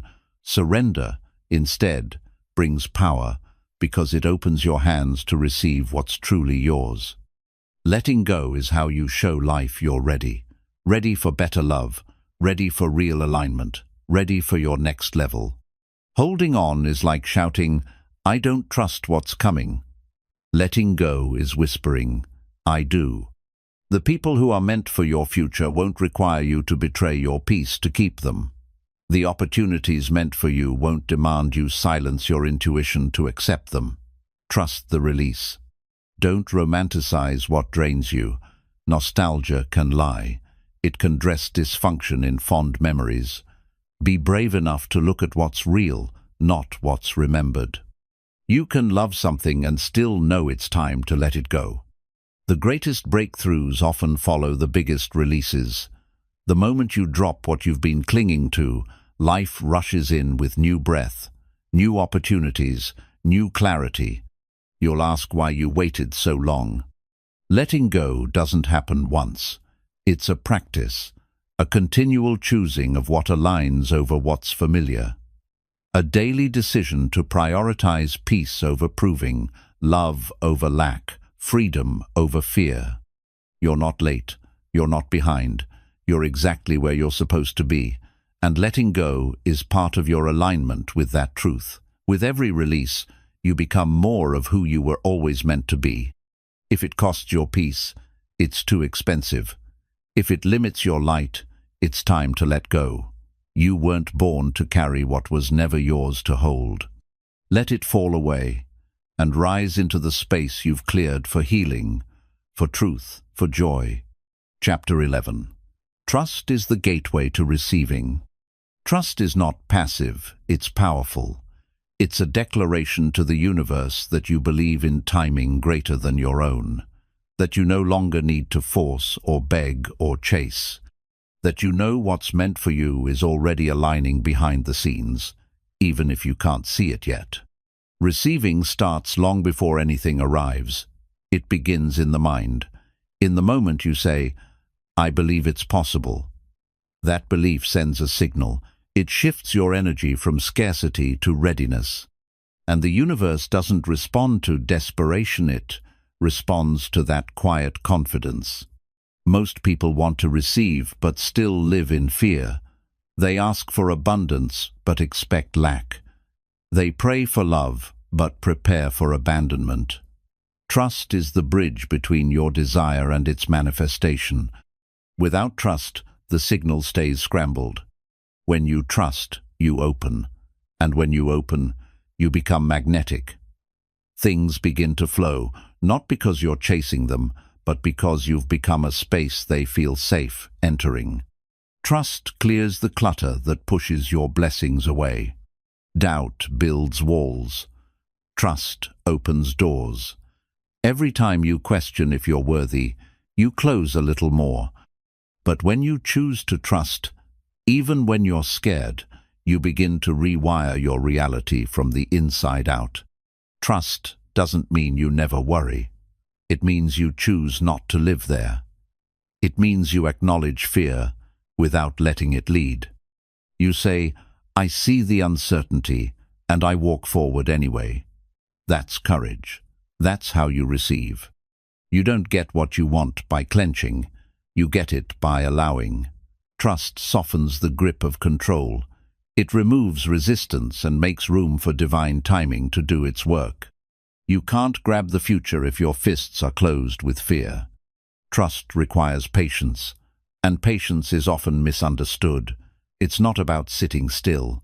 It's about moving in peace, knowing you don't need to rush. It's about showing up aligned, not frantic. Calm faith is louder than loud effort. Many block their blessings because they still carry the story that they don't deserve them. That's why healing your self-worth is part of learning to receive. You don't just attract what you want, you attract what you believe you're worthy of. The universe will never force you to receive. It waits for your readiness, and readiness looks like trust. It sounds like inner stillness. It feels like quiet confidence that whispers, "I am ready for what's mine." Every time you choose trust over doubt, you shift timelines. You align yourself with a version of you who already has what you're asking for. Trust isn't just emotional, it's energetic. It recalibrates what you're a match for. You've been through enough to know what forcing feels like. Now it's time to learn the rhythm of flow. You don't have to grip anymore. You just have to prepare your space, your energy, your mind. Because trust creates room and receiving needs room. You don't need to convince the universe. You just need to align. Your job isn't to force delivery. It's to live in a way that shows you believe it's coming. Your routines, your boundaries, your focus, they all become proof of trust. Trust isn't passive waiting. It's active alignment. It's showing up every day with the energy of someone who knows their time is near. It's how you walk, how you speak, how you keep going without proof, because the proof is already within you. If it hasn't arrived yet, it doesn't mean it won't. It might just mean you're still being shaped into someone who can hold it. Trust says, even delays are divine. Trust says, if it's mine, I don't have to beg for it. You were never meant to carry the weight of the how. That belongs to something higher. Your role is to hold the vision, take aligned steps, and stay open. When you try to do it all alone, you block what's trying to help you. There's a version of you who already lives the life you're dreaming about. Trust connects you to them. Every time you choose peace over panic, every time you respond instead of react, you're syncing up with that reality. Trust doesn't need applause. It works quietly, silently rewriting your energy until everything starts to shift. You'll notice more ease, more synchronicity, more peace. That's not coincidence. It's the effect of alignment. Don't just hope, expect. That's what trust looks like. It's not wishful thinking, it's grounded belief. It's preparing the table before the guests arrive. It's opening the window before the breeze comes in. Receiving isn't luck, it's the natural response to readiness. And readiness is built on trust. Without trust, even blessings feel stressful. With trust, everything becomes softer, even the waiting. You've come too far to give up now. So keep trusting, keep clearing space, keep becoming the version of you who's already ready. Because what you want is on the way, it's just looking for a place it can land safely. And when it arrives, you'll realize it wasn't the thing that changed your life. It was who you became while you waited. It was the trust you built, the energy you held, the faith you refused to drop. That's what truly opens the gates. You don't need all the answers to move forward. You only need enough faith to take the next step. Trust doesn't eliminate uncertainty, but it quiets your reaction to it. You begin to realize that peace doesn't come from knowing everything. It comes from trusting that everything is unfolding exactly as it should. Trust is not built in moments of clarity, but in moments of confusion. When life doesn't make sense and you still believe something greater is guiding you, that's when trust is forged. Every storm you survive deepens your roots. You're not fragile. You're growing stronger in silence. When you stop obsessing over outcomes, you start noticing beauty in the process. You realize that joy doesn't have to wait for arrival. It lives in every moment you choose to stay aligned. Trust teaches you that fulfillment isn't in the destination, it's in the vibration you hold along the way. People will question your calm. They'll wonder why you're not panicking, but that's because they haven't seen what trust can do. They haven't walked with faith long enough to know how powerful it feels to surrender without giving up. That's your gift. Don't let them shake it. You're allowed to want big things. You're allowed to dream boldly. But don't let your desire turn into anxiety. Want it, prepare for it, but trust that it will come when it's meant to, when you demand it. That difference in energy changes everything. Sometimes trust looks like walking away from what's familiar, from what's draining, from what no longer aligns, even if it's scary, even if you don't know what's next. Because trust whispers, there's something better, but you need to make space for it first. Not everything will arrive when you want it to, but everything will arrive when you're ready. And often, that readiness comes through letting go fear of timelines, of needing constant signs. When you trust deeply, you don't chase signs. You become the sign. Trust doesn't beg for proof. It creates it. Every day you choose to believe in your growth, in your worth, in your direction. You write evidence that you're on the right path. You're not waiting for life to show you something. You are showing life who you are becoming. The longer you live in doubt, the heavier everything feels. Trust is the relief you didn't know you needed. It's the deep breath after a long season of holding on too tight. It reminds you, you don't have to carry it all. Some things are already being handled for you. You're not late, you're not behind, you're not forgotten. These are lies that fear repeats. Trust says, right on time. Trust says, every delay had purpose. Trust says, You didn't miss anything. You're just being molded into the version of you who can hold it. Every closed door wasn't a rejection.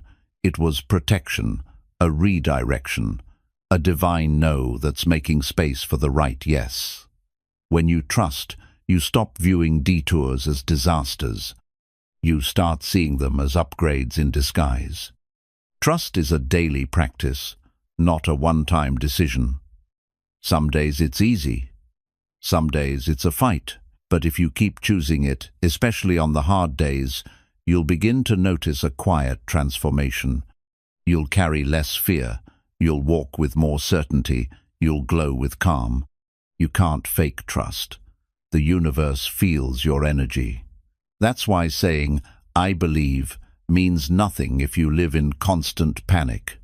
Real trust shows up in how you breathe, how you rest, how you speak to yourself. It's a quiet power that shifts everything you touch. You were never meant to live in survival mode. Trust invites you to thrive. It lifts you from frantic energy and brings you back into flow. You don't need to prove your worth. You don't need to earn what's already aligned. You just need to allow it.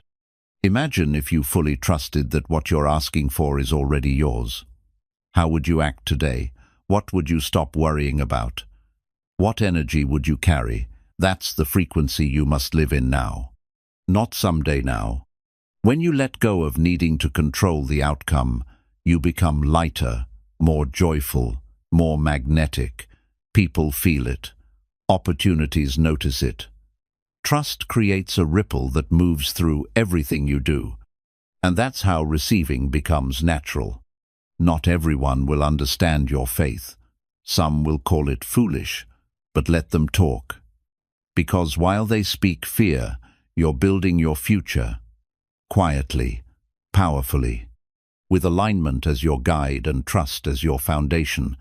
Trust doesn't make you passive, it makes you powerful. You stop wasting energy on things that drain you. You stop fighting battles that were never yours. You conserve your strength for what truly matters, showing up in your truth every single day. The truth is, the universe responds fastest to those who stop resisting, the ones who say, "I trust," and mean it, the ones who do the work, then release the weight. The ones who know their energy is already enough. They don't chase, they attract. And in the end, it's not just about receiving things, it's about becoming the person who lives with peace no matter what. The kind of person who doesn't just believe in divine timing but embodies it. Who doesn't just want the blessing but feels worthy of it. So if you're in a waiting season, breathe. You are not abandoned. You are not overlooked. You are being refined, strengthened, aligned. And when it's time, when you're ready, you'll realize it wasn't about the thing. It was about who you became on the way. The energy of trust is the highest frequency you can hold. It speaks to the universe without a single word. And when you hold it long enough, you won't just receive what you asked for. You'll receive what you never imagined was possible. Chapter 12. You're not lost. You're being redirected. Sometimes, life closes a door not to punish you, but to protect you from what you can't yet see. You might feel stuck, confused, or abandoned, but you are not lost. You are being rerouted. Life is moving pieces in silence, shaping a better outcome than the one you were chasing. What feels like a detour is often divine direction. The delay you're frustrated about might be saving you from a bigger disappointment.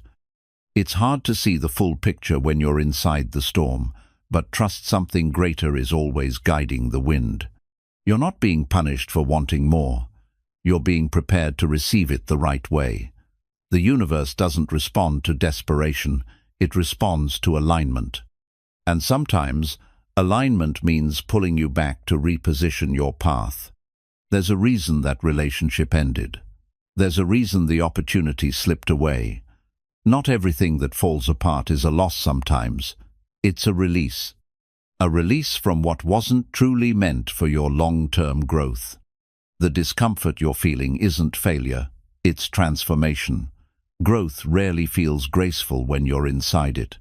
But the chaos you're facing may just be the unmaking of the old version of you so the real one can rise. Let go of the idea that you need to have it all figured out. You don't. You only need the courage to trust the redirection.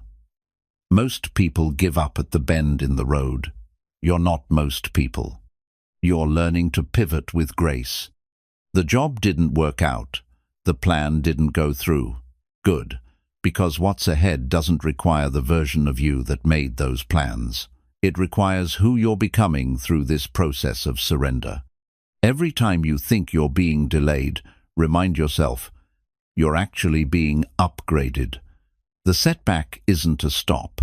It's a setup for something richer, deeper, wiser. Trust that the path you're being pulled toward has purpose even if it's hidden right now.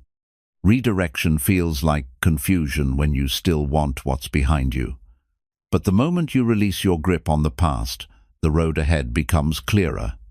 Peace enters when resistance exits. You were never meant to walk a straight line. The most meaningful paths are rarely linear. They're winding, wild, and beautifully unpredictable, and they lead you not just to outcomes but to awakening. If you're doubting everything, pause, breathe.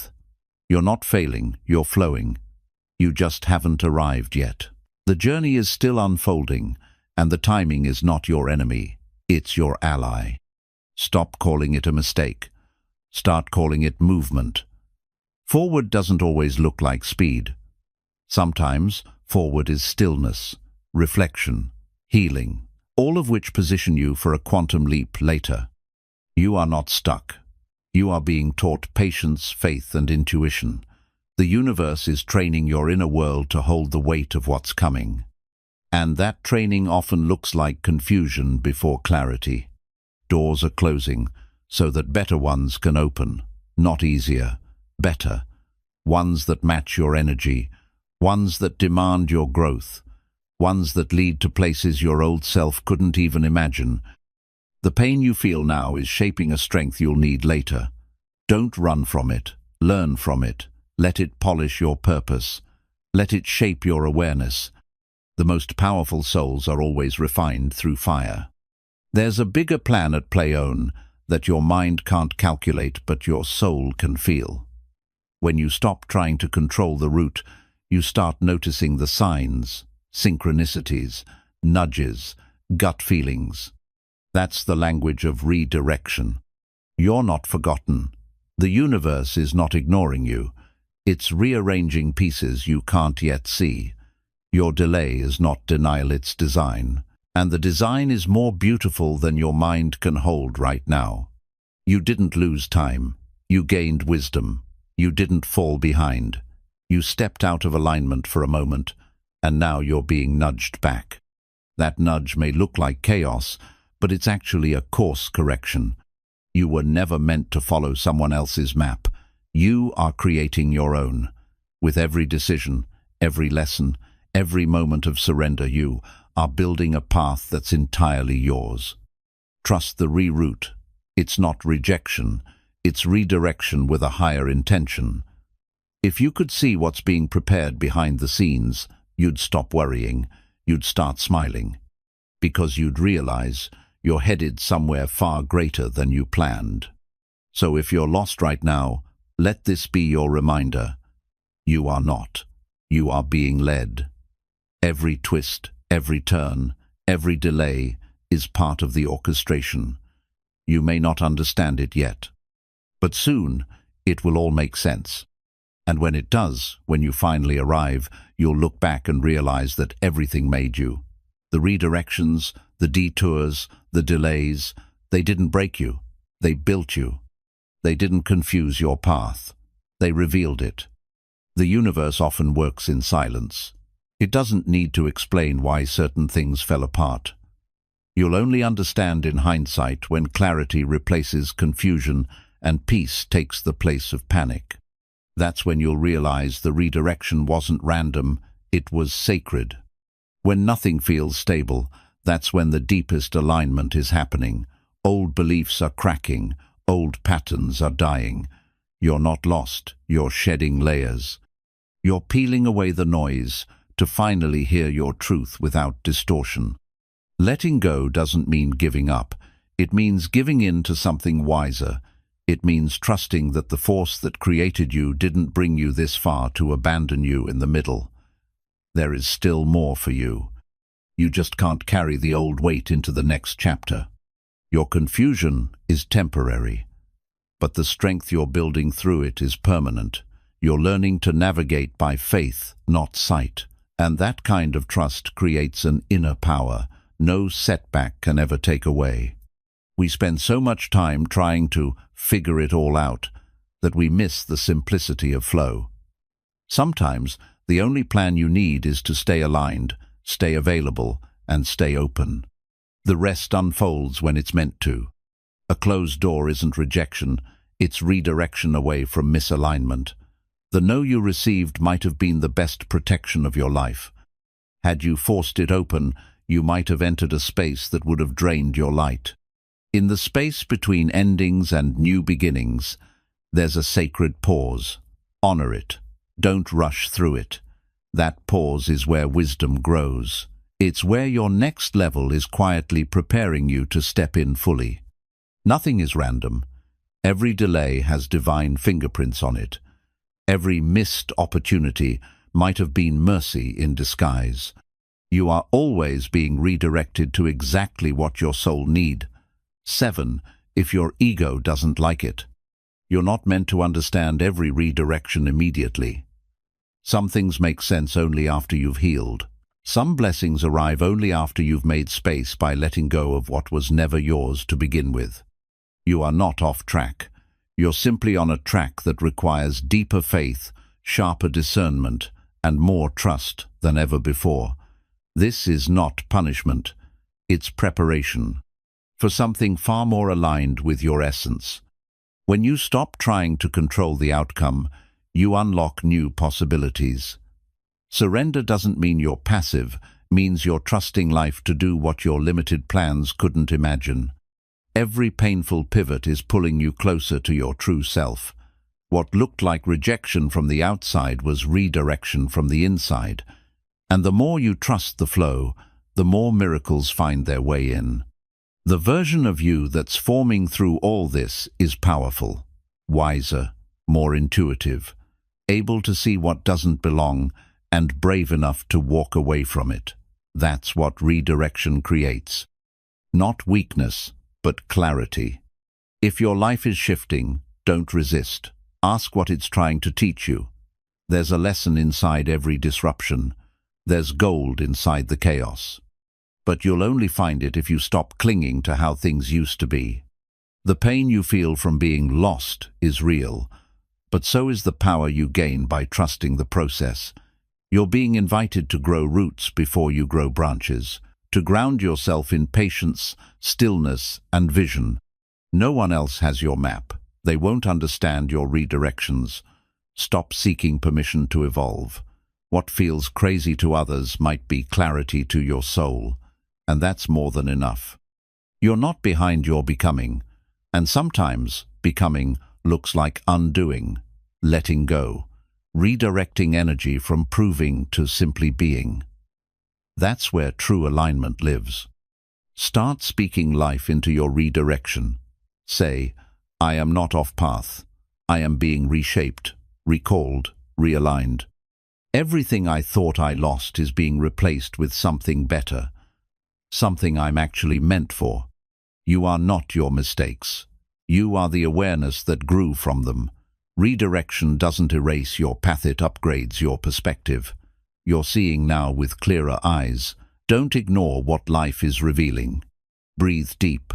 The storm won't last, but what you gain from enduring it will stay with you forever.